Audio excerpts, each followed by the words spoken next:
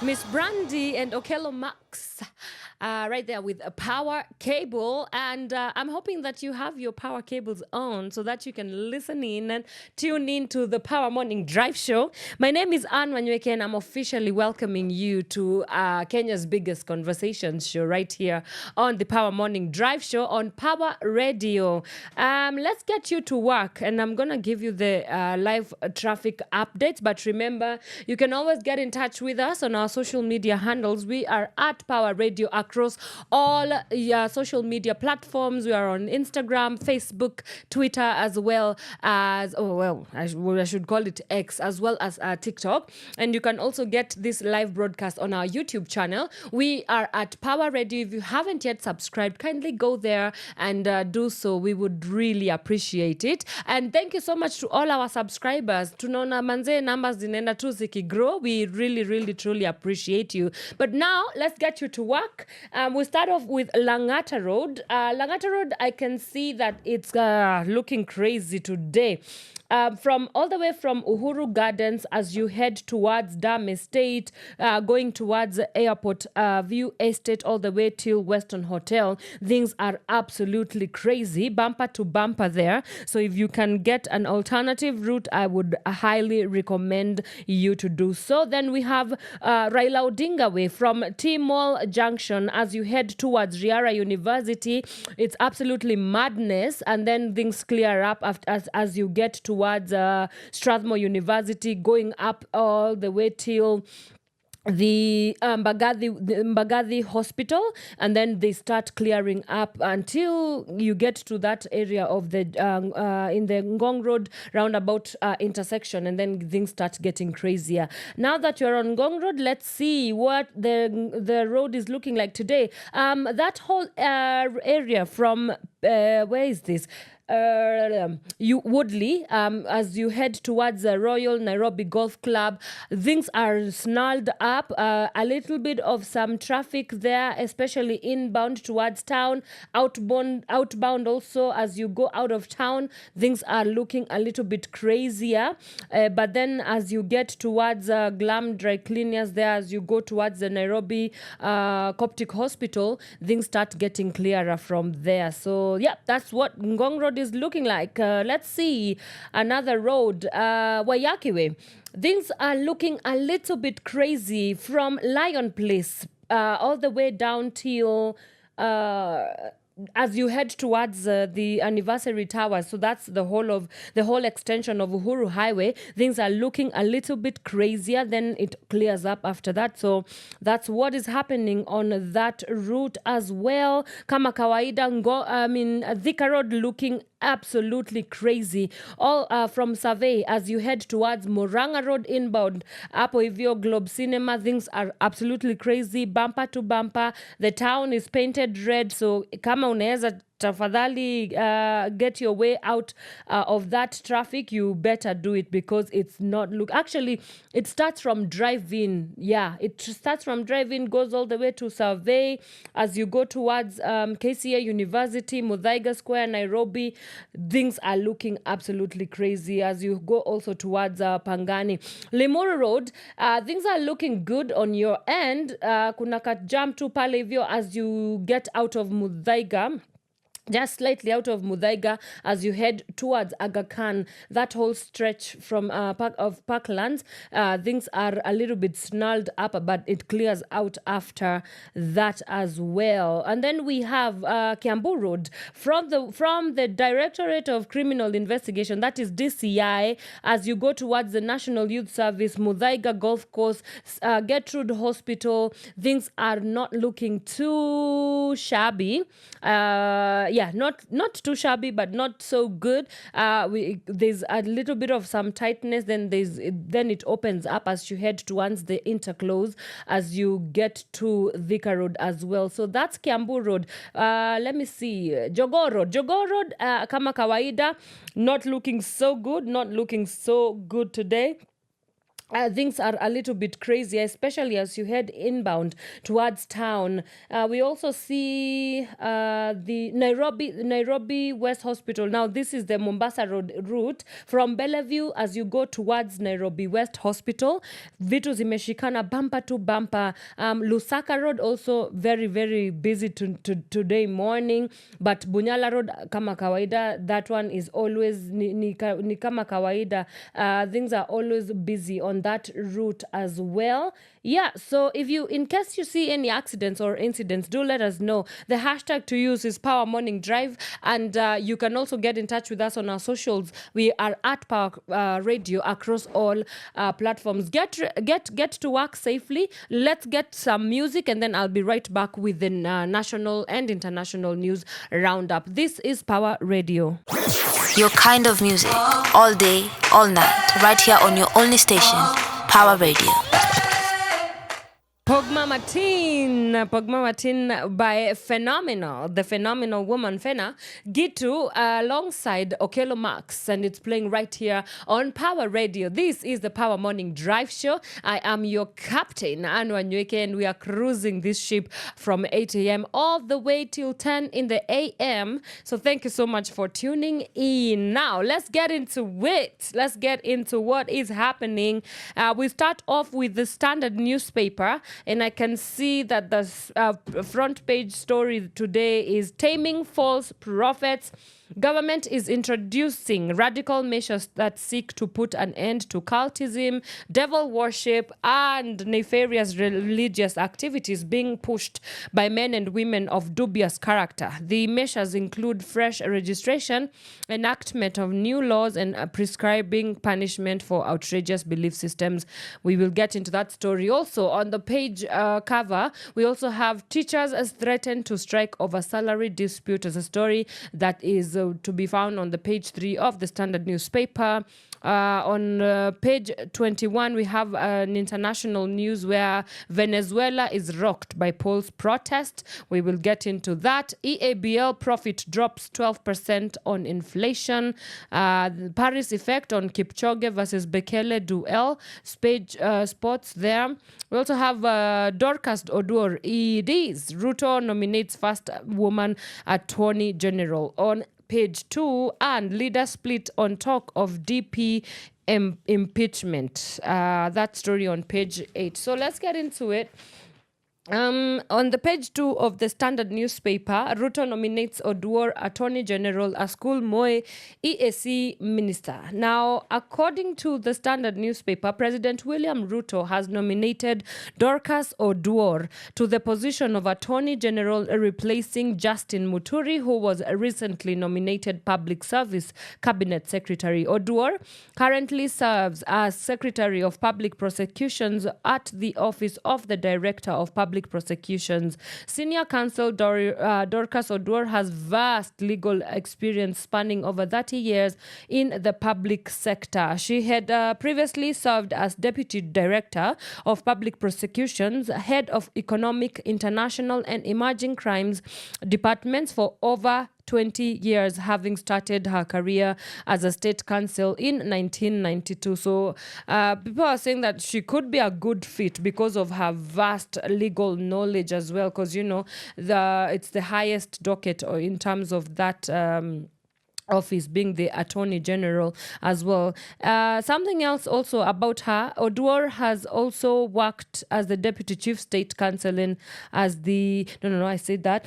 She has also been a member of various agencies and commissions, including chairperson of the Board of Review on mental problems, assisting counsel Akiwumi Commission on land clashes, and assisting counsel Bosire Commission on the Goldenberg affair. She was assisting counsel Kiruki Commission on Artur brothers. Oh, I remember that story when Artur Margarian and Sargassian. It was I think that was the very first time I ever heard of anything like Romania or something like that. Chair of the board on criminal psychiatrists on behalf of the Attorney General and member of the National Task Force on Money Laundering and Terrorist Financing, among others. Right, so that is That is Miss Odur, Dorcas Odur. She's been nominated as the Attorney General incumbent. So we will. I know all eyes are on her. So she's the first woman to be the Attorney General nomination. I mean, we saw that, no, actually not the first, the second one, because we just saw Miss Miano being nominated. I guess she did not make the cut. So we have that story making their headlines. But something else that is also interesting that has happened from Turkana County, it on the page 2 of the Standard, it says that it is a win for the Turkana County following President William Ruto's nomination of Beatrice Askul as Cabinet Secretary, East African Community. She will be the first female Cabinet Secretary from Turkana and the second from the community to hold the Cabinet Secretary position after John Munez, who served in Uhuru Kenyatta's administration. The nomination was announced yesterday through communication by Head of Public Service, Felix Koskei. So, a win for women. It's a good day for women, but I mean, service delivery always at the end of the deal. So I know a lot of eyes are going to be on them to deliver and deliver well. But moving on page 3 of the Standard newspaper, story there about teachers issue fresh strike threat over failure to pay new salaries. Now, learning in public schools could be paralyzed if 2 teachers' unions make good their fresh threat to call for a strike. The Kenya Union of Post-Primary Education Teachers, that's KUPPET, and the Kenya National Union of Teachers, NAT, have declared intentions to go on strike over government's failure to implement salary increment this month as expected. This means reopening of schools for that term may be thrown into crisis on Tuesday. KUPPET joined NAT in rallying its members to boycott work when schools reopen. The union said it will convene its national governing the NGC to deliberate on key issues, including mobilizing for an industrial action starting September.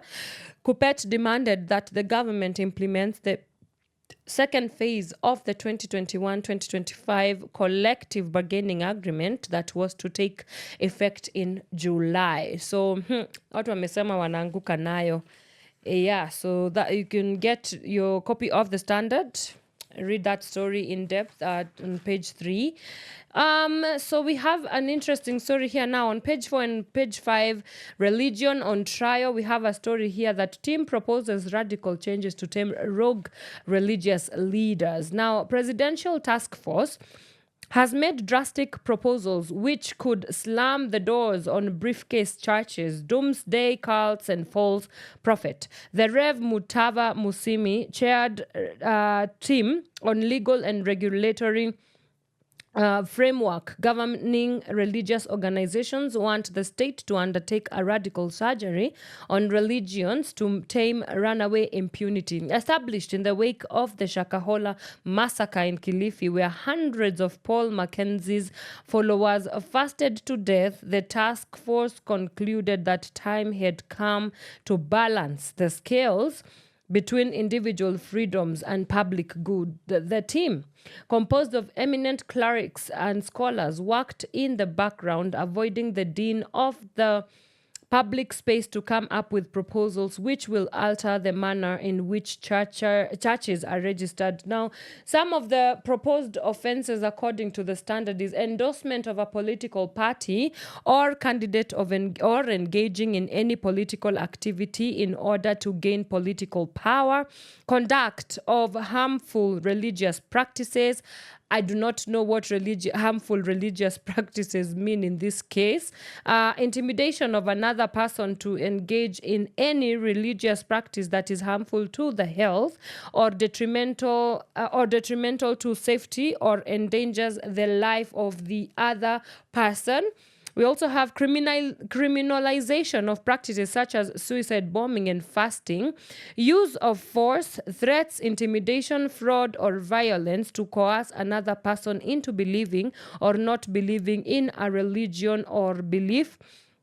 Prevention of members from exiting a religious organization, false and fraudulent representations, tricks, or schemes as to healing, blessings, or prayers, extortion, essentially, vilification of divergent religious beliefs of another person, and to do anything that causes harm to or threatens the safety, health, or life of that of another person. Then failure to file returns in lawful time, false entry in or omission from any return, register of members, account, or other document furnished under the law. All right, so that's something else here. Then, of course, on page 5, there is a story about how to identify if you're in a cult and how it's formed, and actually some of the cultic characteristics or signs to watch out for that the Standard newspaper has highlighted is over expression of charisma, control, demand, and abuse. We also have over exalting spiritual leaders with pompous names such as apostle, prophet, bishop, pastor, servant of God, extreme degree of control over members' lives, including dictating what they can wear and eat, extreme intolerance for questions or critical inquiry, involvement in mind altering such as sleep deprivation, chanting, humiliation, starvation, and drugs, discouragement from contact with outsiders, including close family members, deployment of us versus them mentality and other forms of indoctrination, requirement for intense or extreme sacrifices such as time, money, and other resources, lopsided accountability structures where leaders are lords into themselves, preying on vulnerabilities of populations such as poverty and disease. So that you can grab your copy of the Standard to get the full scope of that story over there. All right, and they also it continues all the way until page 6. There's a story here. Team wants 30-year-old devil worship report implemented. Apparently, there is a devil worship report. You can get the whole download on page 4, 5, and 6 of the Standard newspaper. All right, let's get some music, and then I'll be back with more local news and international news as well. This is Power Radio. Your kind of music, all day, all night, right here on your only station, Power Radio.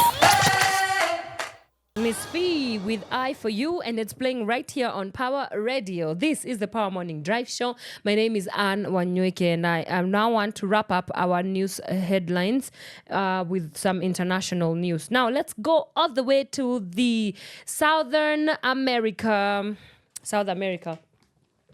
The South American continent in Venezuela.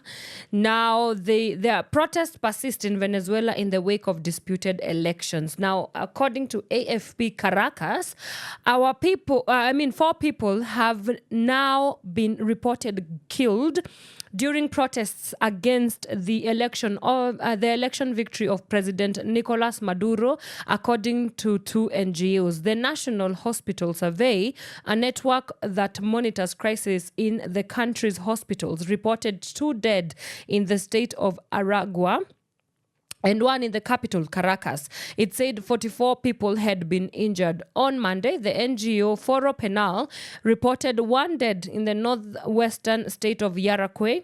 The election was marred by exceptional manipulation, the Organization of American States said yesterday. In a statement, the regional body said that the government of President Nicolas Maduro, who was declared the winner of the 3rd term on Sunday, applied a repressive scheme complemented by actions aimed at completely distorting the electoral result.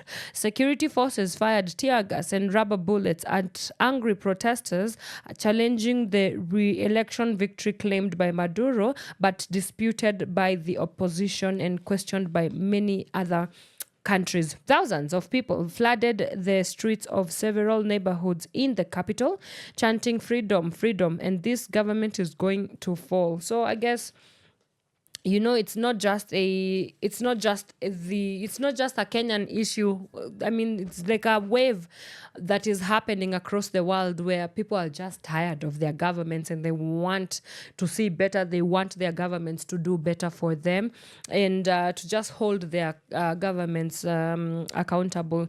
Then coming back here in East Africa, our neighboring Uganda, 17 human skulls buried in metal boxes have been unearthed in an underground chamber at a suspected shrine in the center of Uganda, police told AFP on Tuesday. Children foraging for firewood outside Kabanga village near Mpigi town, about 40 kilometers west of the capital Kampala, made the grisly discovery on Sunday, according to local residents. Shocked and worried, villagers told police there were metallic boxes containing what appeared to be skulls in an underground chamber beneath one of 3 ruined shrines on a sleepy hillside. We swiftly moved in and dug up the place, and so far we have recovered 17 human skulls, regional police spokesman Majid Karim told AFP. Oh my God.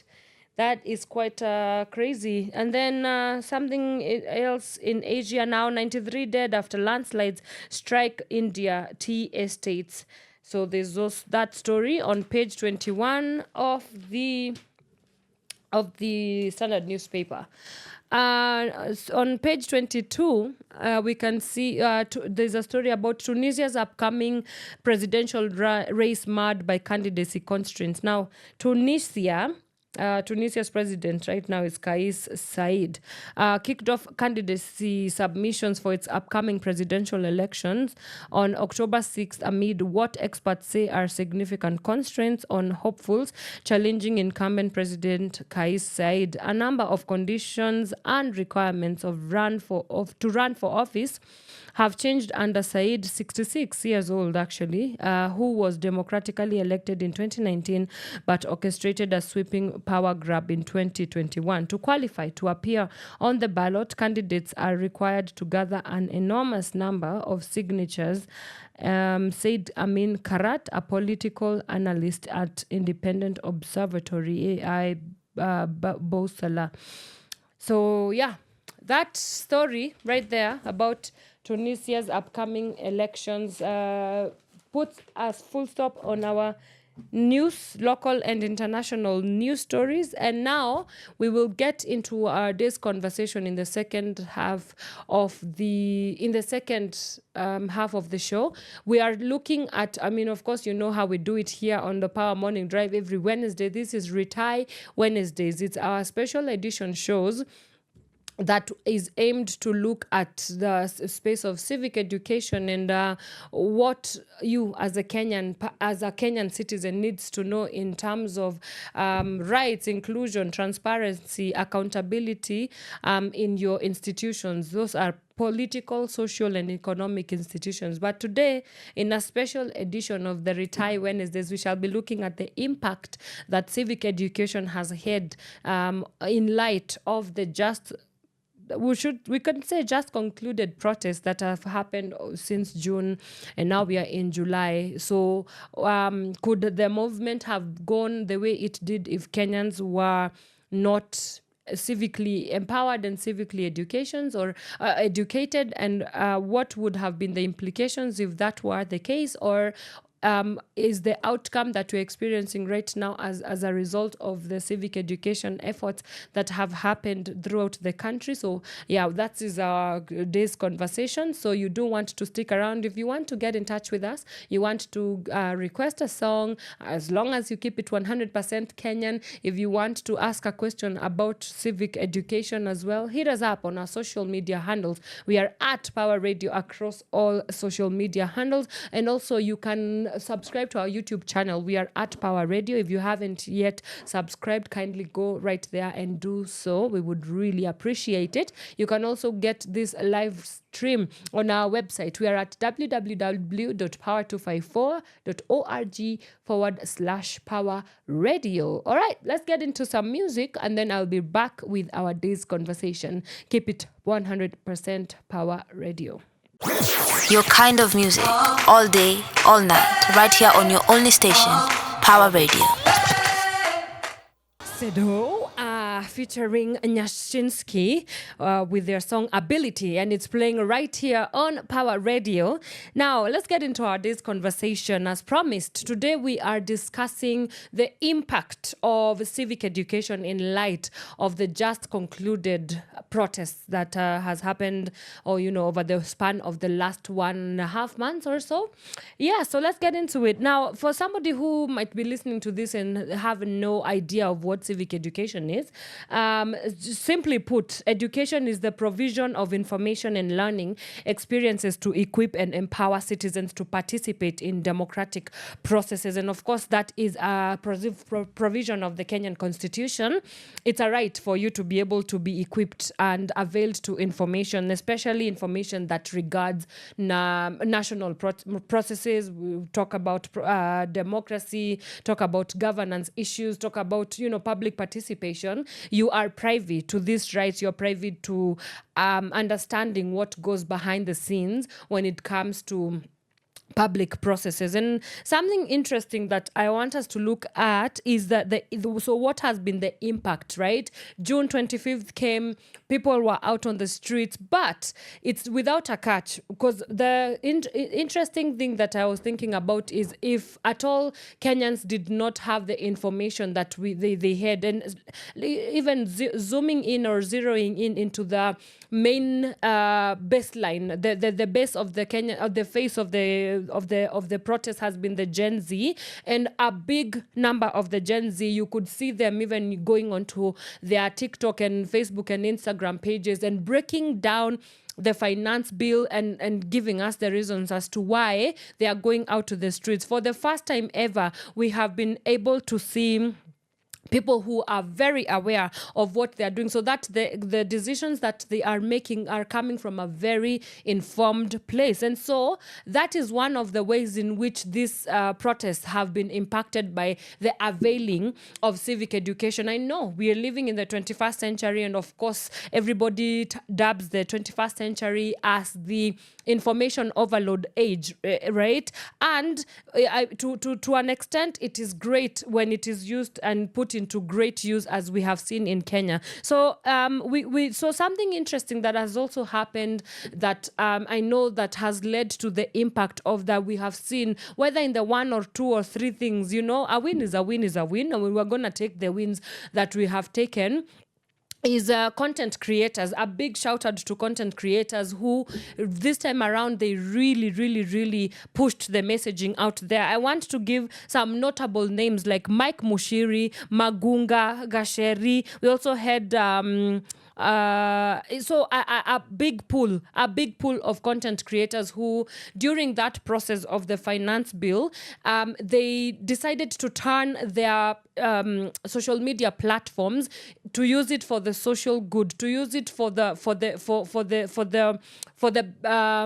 availing and the access of information to those, to their audiences. And I think that's a very great thing for them to do. It's a big win. We celebrate people who, one, you have been entrusted with a big platform, and so you having the responsibility and taking responsibility and owning your platform to be able to use it for the way that these specific content creators were able to use it. I think it's a big win, because a lot of time we really like sensationalizing content creators, and I mean that's the trade.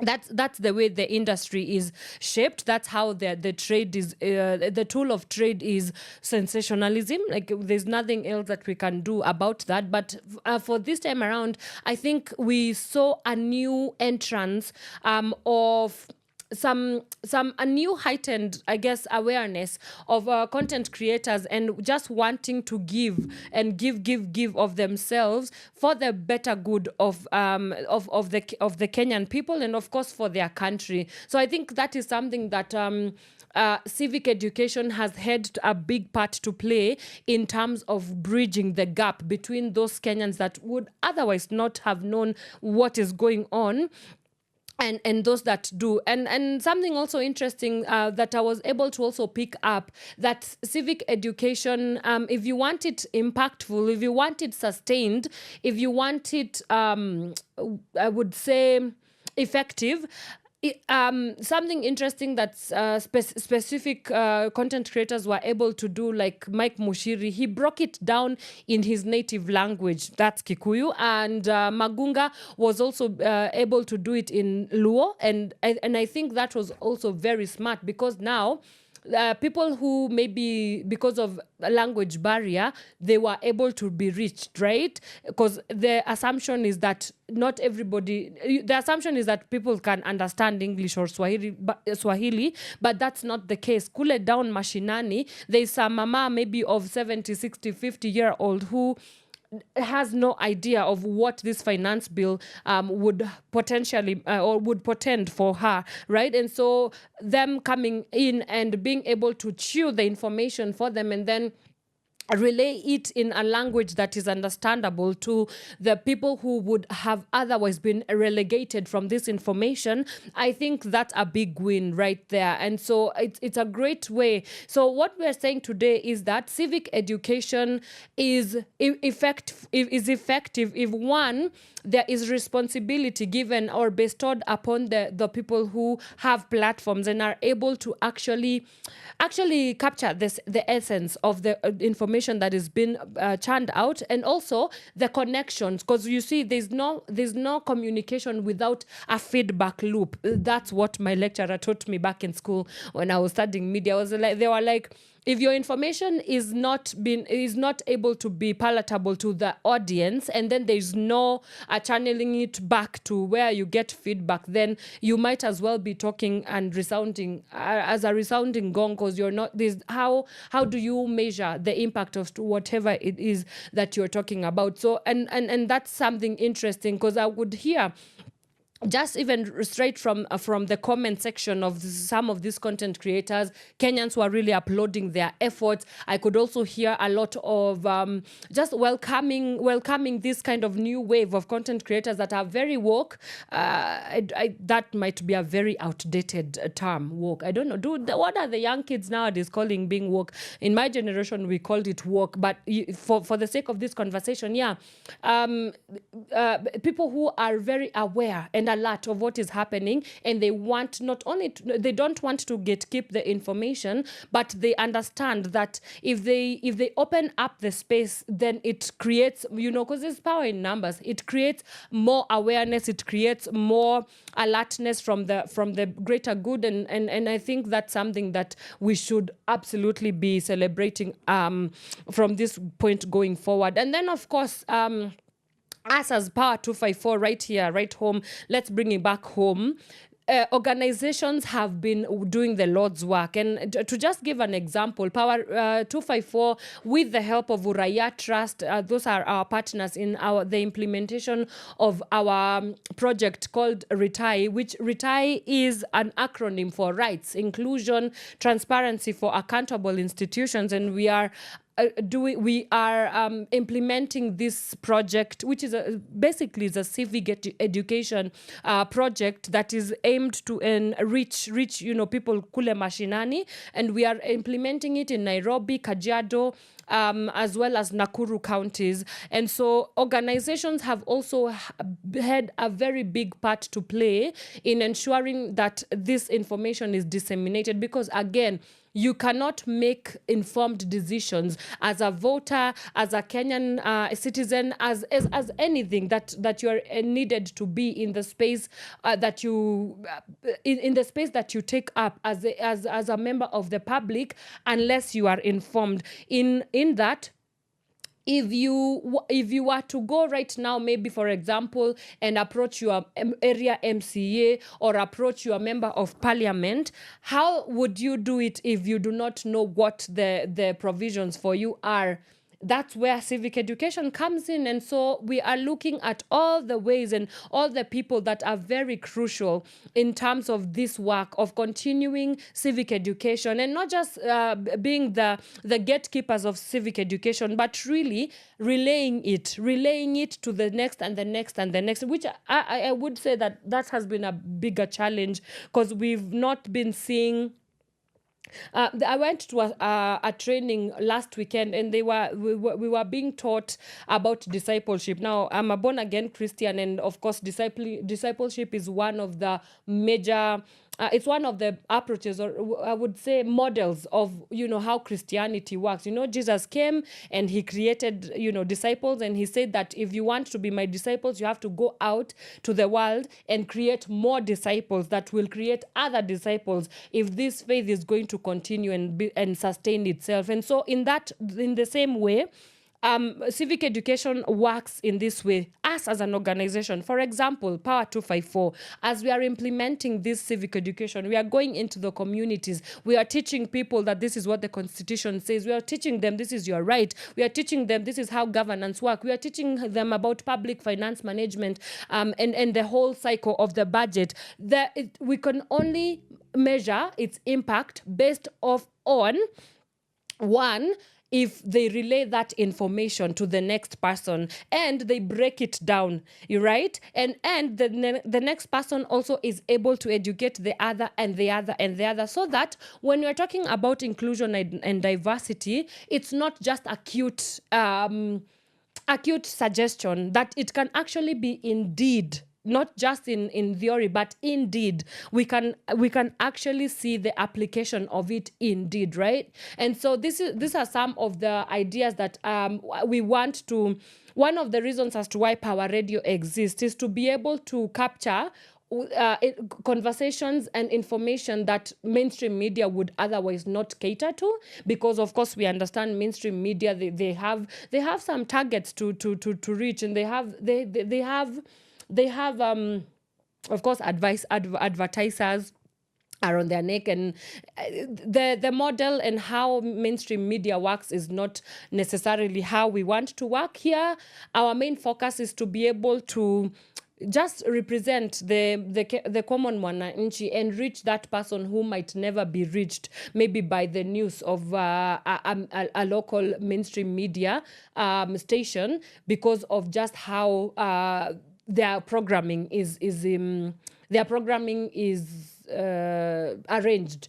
Yeah, so those are some of the things into which we can be looking at in terms of sustaining civic education models, and also then from that point going forward, now how do we build better? Because yes, an NGO has come, they have taught us, but you see, the communities that are left with that information, what you do with that information is what determines whether it will go anywhere or not. So, but do let us know, what are your thoughts? Hit us up on our social medias. We are at Power Radio across all platforms. Let us know what you think maybe the duty bearers would be doing better in terms of disseminating this information that is dubbed civic education. Have you ever been in any civic education forum? Please let us know. Would you want a civic education forum to be brought to your area? We would also, we can talk to our partners, because of course right now we can see that there is need, widespread need. Everybody needs to know what is happening. And I think that is one of the things that has been so peculiar about for the lack of a better word, everybody has been calling it the Gen Z protest or the Gen Z movement. But I mean, it would be deluded or delusional of us to think that it's only Gen Z who are out there in the streets to protest. But of course, they were the majority of it. But for the sake of this conversation, let's just call it the Gen Z protest. So let us know if at all you even have an understanding of what civic education is, and then we can see how to loop it in our consecutive Retire Wednesday editions of the show. But now let's get into some music, and then I come back and we continue. We are looking at the impact of civic education in light of the Gen Z protest that has just concluded in Kenya. Keep it 100% Power Radio. Your kind of music, all day, all night, right here on your only station, Power Radio. That is Oceans Fading Out by Sage, and it's playing right here on Power Radio.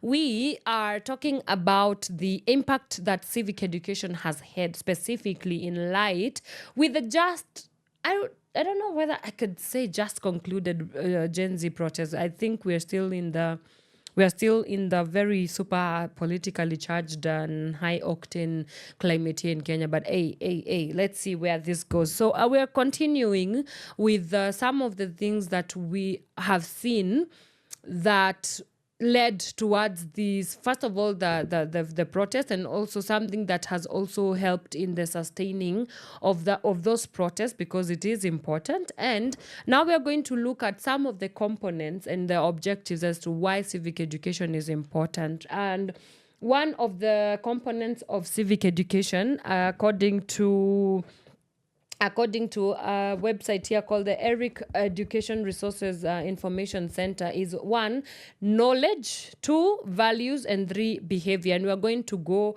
step by step. So number 1, knowledge. I mean, what is knowledge? Knowledge is just processed information. That's basically what knowledge is. And so there's no civic education that can happen unless you are processing a particular kind of information to the public or whoever it is that you want to disseminate towards it. And then second of all, we have the component of values. So in, like, for example, in Kenya, some of the values that would have wanted to be disseminated through this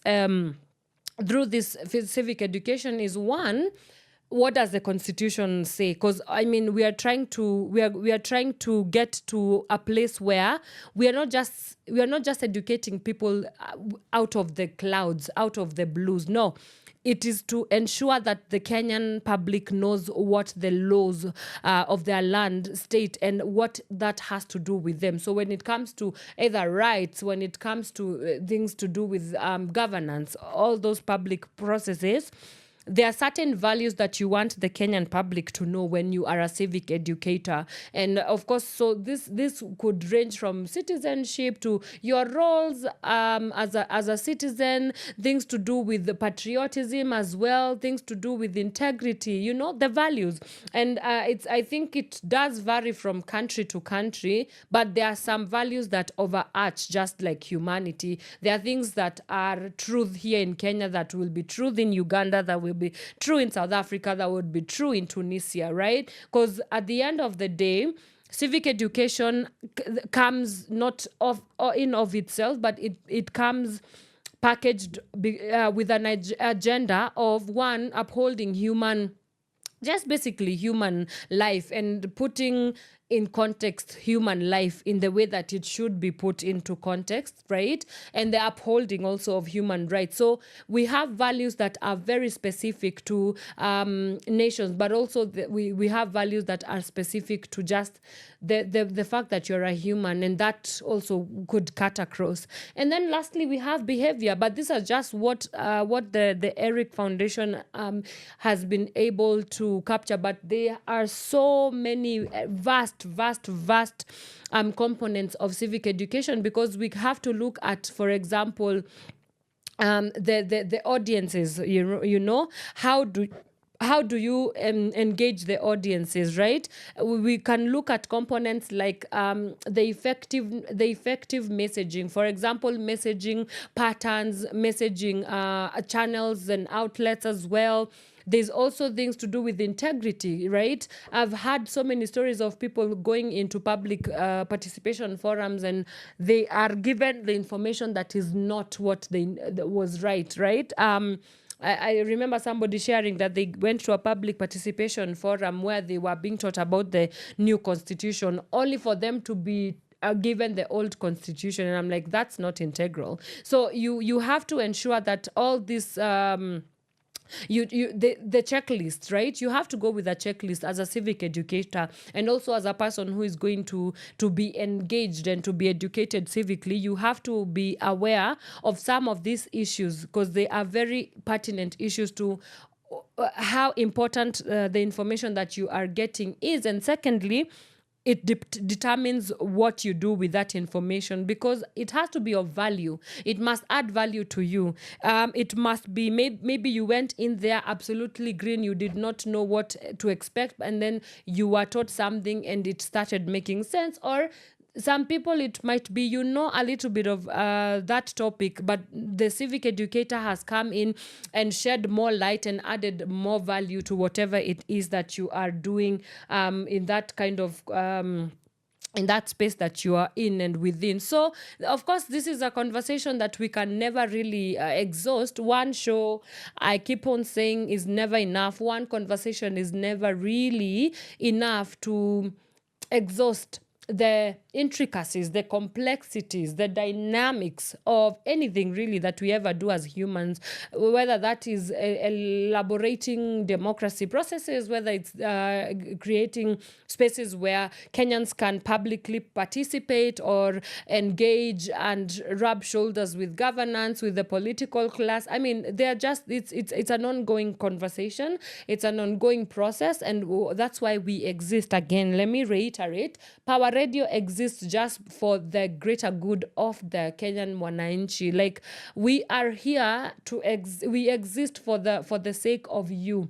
Yes, you who is listening. Yes, you who is watching, who might want to know what exactly is this, for example, like the finance bill. Let's just talk about it because that's what has been happening.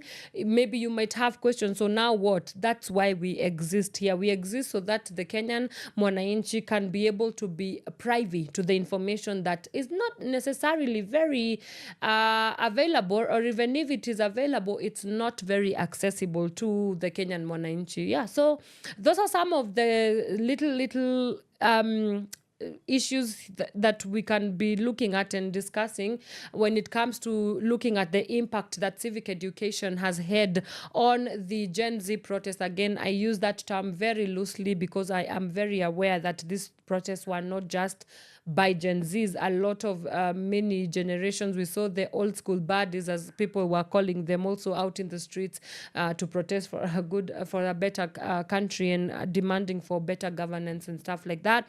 I do know that we are going to continuously unpacking this information, this knowledge. So you do want to stick around for that. I think we can do this next week, Thursday, on another episode of Retire. Of course, this show has been powered and brought to you courtesy of our partners, Uraia Trust. We thank you so much for enabling us to be able to reach the masses. We can see the impact that it has had just over the past 1 month or so in the history of Kenya, in the history of Kenya's governance, in the history of generally in the history of protest, even in Kenya and stuff like that.